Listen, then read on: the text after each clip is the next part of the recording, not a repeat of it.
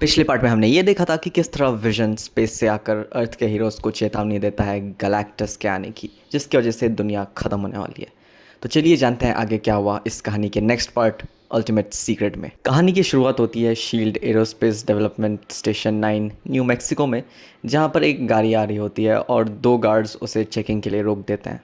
क्योंकि इस गाड़ी को डॉक्टर फिलिप लॉसन चला रहा होता है, जिसे गार्ड्स पहले से पहचानते हैं, इसलिए वो उसे समझाता है कि किस तरह आज सिक्योरिटी एक्स्ट्रा टाइट है, क्योंकि आज का दिन इतना इम्पोर्टेंट जो है। और वो इसलिए क्योंकि आज नई स्पेस व्हीकल एसिस को जो लॉन्च किया जा रहा था। अंदर पहुंचते ही डॉक्टर लॉसन की मुलाकात होती है डॉक्टर फ्रैंकलिन स्टॉर्म और बाकी गेस्ट से, जिन्हें वो समझाता है कि किस तरह एसिस 0 पॉइंट एनर्जी का इस्तेमाल करती है, जो कि फ्री और लिमिटलेस है। इसी बीच बाहर अचानक से धमाके होने लगते हैं और ज़मीन पर खुद ब खुद पैरों के निशान आने लगते हैं।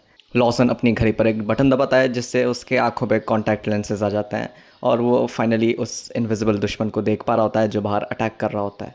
एक दूसरे कमरे में जाके लॉसन अपनी घड़ी के ज़रिए अपने आप को एक हाईटेक आर्मर में कवर कर देता है, जिससे वो अपने कैप्टन मार्वल वाले रूप में आ जाता है। इसके बाद वो गायब होकर बाहर अटैक कर रहे रोबोट के पास जाता है, जो कि क्री किल फॉर्म है, और उसे ऑर्डर देता है ये अटैक रोकने का। लेकिन किल फॉर्म रुकने वाला नहीं होता है, क्योंकि उसे यॉनरॉक से ऑर्डर मिला था एसिस को हर हालत में डिस्ट्रॉय करने के लिए। इसलिए अब कैप्टन मार्वल के पास और कोई चारा नहीं होता है सिवाय उस किल फॉर्म पर अटैक करने के। उन दोनों के बीच फाइट होने लगती है, और क्योंकि वो टाइम पर किल फॉर्म के भारी भरकम अटैक्स को नहीं रोक पा रहा होता है, इसलिए वो एसिस में जाकर उसके इंजन को बाहर निकालने की कोशिश करता है। किल फॉर्म एक सुपरसोनिक अटैक के जरिए एसिस को डिस्ट्रॉय कर देता है, लेकिन कैप्टन मार्वल सही टाइम पर उसके इंजन को बचा लेता है, जिसे वो कुछ सैनिकों के हवाले कर देता है और उनसे कहता है इसे हर हालत पे बचाने, और फिर वो उस किल फॉर्म से निपटने वापस चले जाता है। अपने यूनिबैंड टोटल कैनन को फुल पावर पर इस्तेमाल करके वो किल फॉर्म को डिस्ट्रॉय कर देता है, जिसके बाद एक ज़ोरदार धमाका होता है और वो खुद भी बेहोश हो जाता है। जब उठता है तो उसे पता चलता है कि उसे कुर्सी से बांधा गया है और उसे घेर लिया गया है, और कैप्टन कैरल डनवर्स उसको ये भी बताती है कि उसके गले पर एक बॉम्ब लगाया गया है। इसकी वजह से उसे अपना आर्मर उतार कर अपना असली नाम बताना पड़ता है, जो कि है जेहेनरिस हालासन मार्वेल। और वो ये भी बताता है कि वो क्री वॉइड नेवी का एक प्लस कमांडर है, जिसे कैप्टन भी कहा जा सकता है। इसके बाद खुद निक फ्यूरी उससे मिलने आता है, जिसे वो समझाता है कि क्री एक एलियन रेस है और उसे इंसान जैसा दिखने के लिए अपनी सर्जरी करवानी पड़ी थी। निक गुस्से में आके मार्वल पर अटैक करता है और उसे जल्द से जल्द सब साफ साफ बताने को कहता है। मार्वल कहता है कि उसे इंसानों की स्पेस फ्लाइट कैपेबिलिटी डिस्ट्रॉय करके उन्हें मरते हुए देखने का ऑर्डर मिला था, लेकिन ऐसा नहीं करके वो अब उनकी साइड पर है। और फिर वो गैलेक्टस का नाम लेता है, जिसके बाद फ्यूरी उससे पूछता है कि उसने ये नाम कहाँ पर सुना। मार्वेल उसे जवाब देता है कि ये क्री शब्द है और वो कैंप करके सालों तक वेट कर रहे हैं बस इंसानों को इसके हाथों ख़त्म होते हुए देखने के लिए।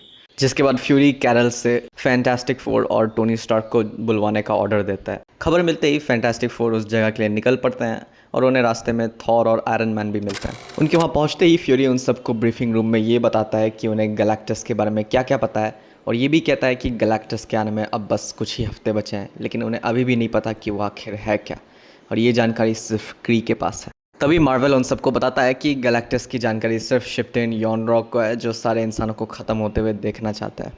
टोनी उससे पूछता है कि प्लान क्या है। तभी मार्वल जवाब देता है कि उन्हें एक ऐसी सिचुएशन बनानी पड़ेगी ताकि वो दोबारा अटैक करें, ताकि क्री वेसल को बचाने वाला कोई नहीं रहे। इससे टोनी और रीड ये समझ जाते हैं कि इसका मतलब उन्हें दुश्मनों का ध्यान खींचने के लिए दूसरे एसिस का इस्तेमाल करना होगा, और जब एक टीम नीचे दुश्मनों से लड़ रही होगी तब दूसरी टीम ऊपर जाके गैलेक्टस की सारी जानकारी लेगी। तो जब जॉनी पूछता है कि कौन क्या करेगा, तो फ्यूरी कहता है कि उसने हॉकाई और ब्लैक विडो को भी बुलाया है, और वो सारे हीरोज़ को दो टीम्स में बांट देता है। बाद में टोनी, रीड और मार्वल मिलकर एसिस 2 में इनविजिबिलिटी सिस्टम्स लगा देते हैं ताकि क्री उन्हें देख नहीं पाए, और मार्वल अपने आर्मर को दोबारा पहन लेता है, जो टोनी और रीड को काफ़ी कमाल का लगता है। शिप अब लॉन्च के लिए रेडी होता है और वो बस अब दुश्मनों के आने का इंतज़ार कर रहे होते हैं। तभी तेज़ रोशनी आती है और सारे किल फॉर्म्स एक साथ आ जाते हैं, जिसके बाद टोनी शिप को लॉन्च कर देता है और वो स्पेस में पहुंच जाते हैं, और बाकी के हीरोज़ ज़मीन पे किल फॉर्म्स से लड़ने को तैयार होते हैं। फाइट स्टार्ट हो जाती है और थॉर एक ज़ोरदार इलेक्ट्रोमैग्नेटिक पल्स का इस्तेमाल करता है ताकि दुश्मन दोबारा टेलीपोर्ट नहीं हो पाए।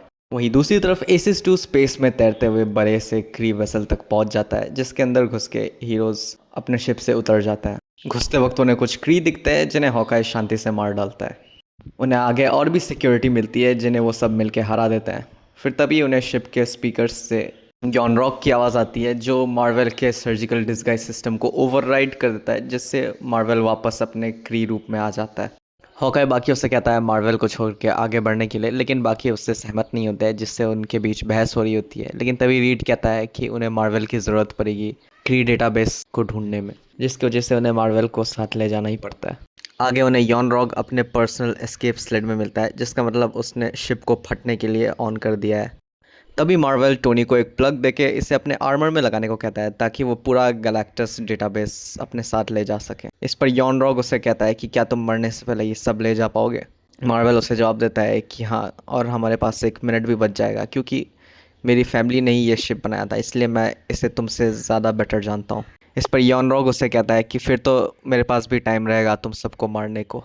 लेकिन फिर रीड के कहने पर सू अपनी पावर्स से उसके दरवाजे को लॉक कर देती है, ताकि वो बाहर नहीं निकल पाए, और हॉकाई अपने एरोस से उसके स्लेड को डैमेज कर देता है, ताकि वो भाग नहीं पाए। पहले तो यॉन रॉक घबरा जाता है, लेकिन फिर वो कहता है कि मुझे फ़र्क नहीं पड़ता, क्योंकि मैं एक आसान मौत मरूंगा, लेकिन तुम सब नहीं मरोगे, क्योंकि मैंने देखा है कि गैलेक्टस क्या करता है। तुम सब उसके सामने बैक्टीरिया हो, और वो एक एंटी गॉड है जो सब ख़त्म करता है। बस क्री ही हमेशा बचते हैं, क्योंकि वो हर गैलेक्टस इवेंट से सीखते हैं। तुम सबको मरना होगा ताकि हम सब जी पाएँ। इसी बीच डेटा अपलोड कंप्लीट हो जाता है, और सारे हीरोज शिप में बैठ के वहाँ से निकल पड़ते हैं, और क्री वेसल ब्लास्ट हो जाता है। अर्थ पे भी हीरोज सारे किल फॉर्म्स को ख़त्म कर चुके होते हैं। विडो फ्यूरी से पूछती है कि वो मार्वल का क्या करेंगे, जिस पे फ्यूरी जवाब देता है कि वो उससे हेडक्वार्टर्स भेज के सैम विल्सन के साथ काम करवाएंगे। और वो ये कहता है कि अब मेरे पास एक विजन है और एक क्री डेटाबेस है, शायद अब मेरे पास आधा चांस है दुनिया को बचाने का। अब बस मुझे ये जानना है कि मुझे दुनिया को किससे बचाना है। इसी के साथ ये पार्ट भी यहीं पे ख़त्म हो जाता है। आखिरी पार्ट मिस नहीं करने के लिए चैनल को सब्सक्राइब करना मत भूलिएगा। मिलते हैं अगली वीडियो में।